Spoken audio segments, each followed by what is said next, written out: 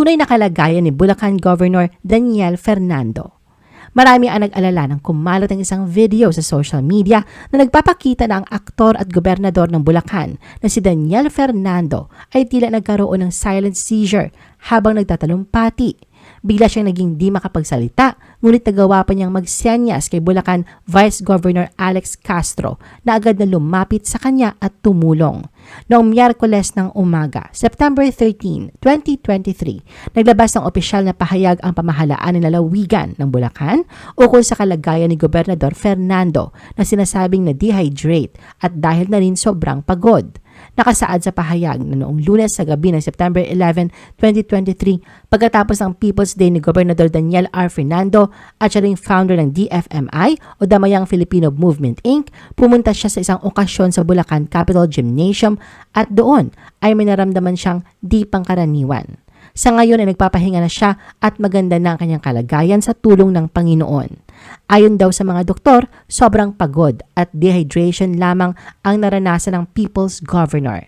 Sa nakalipas sa 2 linggo, masigasig na isinigawa ni Daniel Fernando ang araw-araw na relief operations sa iba't ibang lugar sa buong lalawigan upang tiyakin ang kalagayan ng kanyang mga kababayan na naapektuhan ng sunod-sunod na mga bagyo at habagat.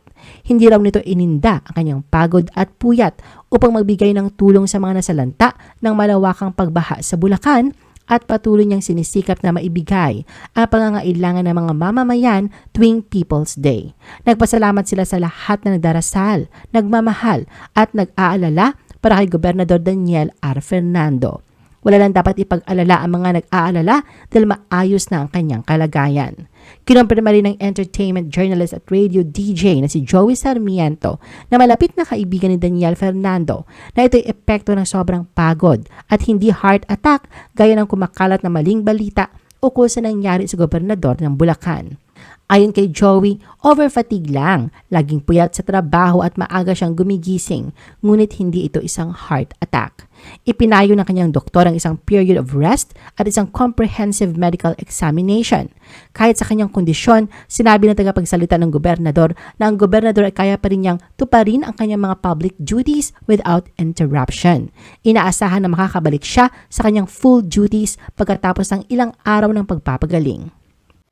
I-post ang inyong comments at reaction sa baba at huwag kalimutan na i-like at i-share ang video na ito. Gusto mo pa ba ng ibang showbiz videos? Panoorin ang aming iba pang top viewed videos. Para sa aming mga YouTube viewers, pumunta lang sa description ng video na ito o i-click ang link sa itaas ng screen. Para naman sa mga Facebook viewers, ay maaari ninyong hanapin ang mga link sa comment section ng video. I-follow nyo din kami sa Facebook at mag-subscribe sa aming YouTube channel. Thanks for watching!